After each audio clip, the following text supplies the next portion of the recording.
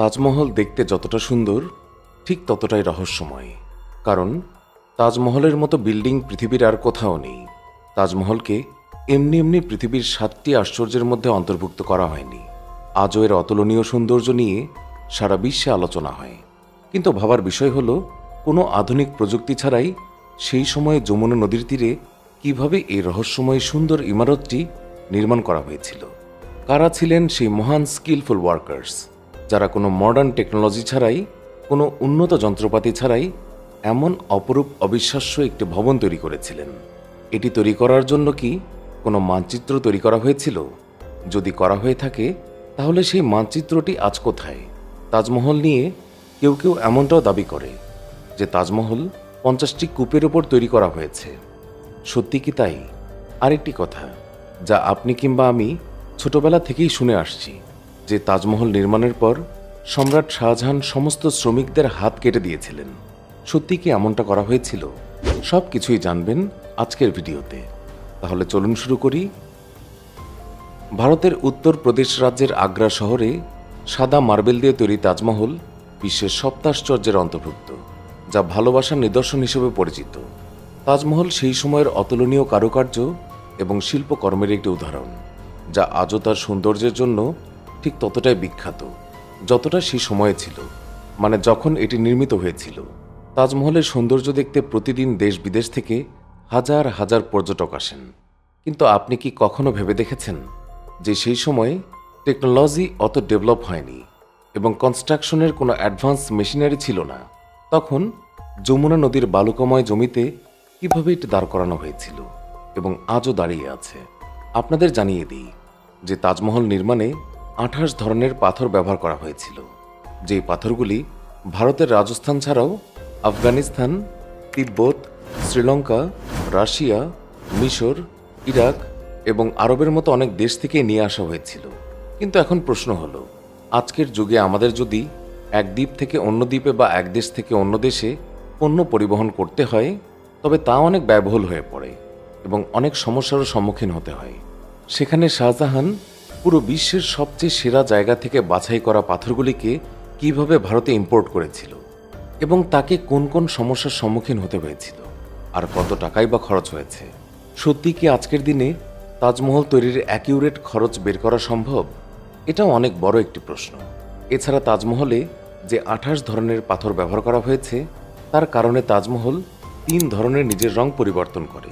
কে ছিলেন সেই মহান ইঞ্জিনিয়ার যিনি এটা নিয়ে রিসার্চ করেছিলেন যে 28 ধরনের পাথর বেছে নিয়ে যদি তাজমহল তৈরি করা হয়, তাহলে সেটি 3 বার রং বদলাবে। সকালে গোলাপি দেখাবে, দুপুর বেলায় সাদা, এবং পূর্ণিমা রাতে যখন পূর্ণিমার আলো এটির ওপর পড়বে, তখন এটি সোনালি হয়ে যাবে। অর্থাৎ তখনকার যে সায়েন্স ছিল তা একেবারে ভিন্ন মাত্রায় ছিল। কিন্তু সেই সায়েন্স আজ কোথায় হারিয়ে গেল? কেন আজ পর্যন্ত পৃথিবীতে তাজমহলের মতো দ্বিতীয় কোনো ইমারত তৈরি হলো না? কারা ছিলেন সেই মাস্টার মাইন্ড কারিগর যাদের হাত কেটে ফেলা হয়েছিল?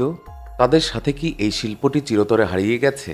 পৃথিবীতে কি আর কোনো এমন বিল্ডিং আছে যেটি তার রং পরিবর্তন করতে পারে হুবহু তাজমহলের মতো? এগুলো সেই প্রশ্ন যা সবার মনেই কখনো না কখনো নিশ্চয়ই আসে। তার চেয়েও বড় প্রশ্ন হলো যে যমুনা নদীর বালুকাময় জমিতে তাজমহলের মতো বিশাল অট্টালিকার ভিত্তি কিভাবে তৈরি করা হয়েছিল? তাহলে আপনাদের জানিয়ে দিই যে তাজমহলের পুরো ভিত্তি এমন এক কাঠ দিয়ে তৈরি করা হয়েছে, যেই কাঠের মজবুত থাকার জন্য আর্দ্রতা প্রয়োজন হয়। অর্থাৎ এটাও অনেক বড় একটি ইঞ্জিনিয়ারিং সায়েন্স। তাজমহল তৈরি করা যে ইঞ্জিনিয়ার ছিলেন, তিনি দেখলেন যে যমুনা নদীর তীরে এটিকে তৈরি করতে হবে। তখন তিনি কাঠের ভিত্তি তৈরি করার সিদ্ধান্ত নেন। তাও যেমন তেমন কাঠ নয়, এমন কাঠ যা জল শুষে শক্ত হয়। সাধারণত দেখা যায় যে কাঠ পানিতে ভিজলে নষ্ট হয়ে যায়, কিন্তু তাজমহলের ভিত্তি তৈরি করতে এমন কাঠ বেছে নেওয়া হয়েছিল যা পানি শোষণ করে মজবুত হয়। তাহলে ভাবুন, তাজমহল তৈরিতে কতটা সায়েন্স আর কতটা মস্তিষ্ক ব্যবহার করা হয়েছে। এই কাঠ যত বেশি আর্দ্রতা পায় তত শক্তিশালী হয়, এবং এই কাঠের কারণেই যমুনা নদীর তীরে তাজমহল নির্মাণ সম্ভব হয়েছিল। এখানে আরও একটি অবাক করা বিষয় হলো, সেই যুগের ইঞ্জিনিয়াররা ভবিষ্যতের কথা চিন্তা করে মেইন বিল্ডিংয়ের 4টি মিনার সোজা না বানিয়ে বাইরের দিকে একটু বাঁকা রেখেছিলেন, যাতে ভূমিকম্পে কখনো যদি মিনারগুলো ভেঙে পড়ে, তাহলে মেইন বিল্ডিংয়ের ওপর যেন কখনোই না পড়ে। এ থেকেই বোঝা যায় সেই যুগের ইঞ্জিনিয়াররা কতটা অ্যাডভান্স ছিলেন। আপনি যদি তাজমহল একটু ভালো করে লক্ষ্য করেন তাহলে দেখতে পাবেন যে মেইন বিল্ডিংয়ের 4টি মিনার সোজাভাবে বানানো হয়নি, এগুলো এখনো বাইরের দিকে ঝুঁকে রয়েছে।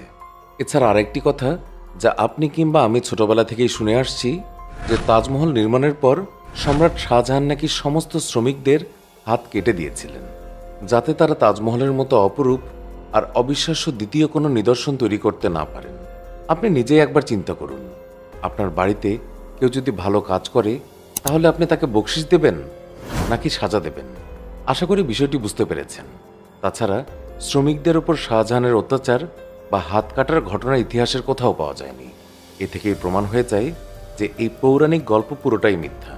কিছু লোক তো এমনটাও দাবি করে যে তাজমহল 50টি কূপের ওপর তৈরি করা হয়েছে, কিন্তু এই দাবিটিকে আজ পর্যন্ত কেউ প্রমাণ করতে পারেনি।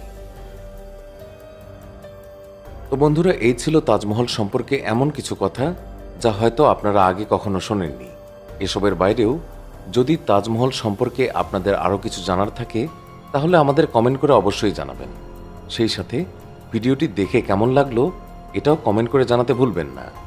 ভালো লেগে থাকলে অবশ্যই একটি লাইক করবেন। নিয়মিত এরকম ইন্টারেস্টিং এবং ইনফরমেটিভ ভিডিও দেখতে আমাদের অদ্ভুত বাংলা চ্যানেলটিকে এখনই সাবস্ক্রাইব করে রাখুন। ধন্যবাদ সবাইকে।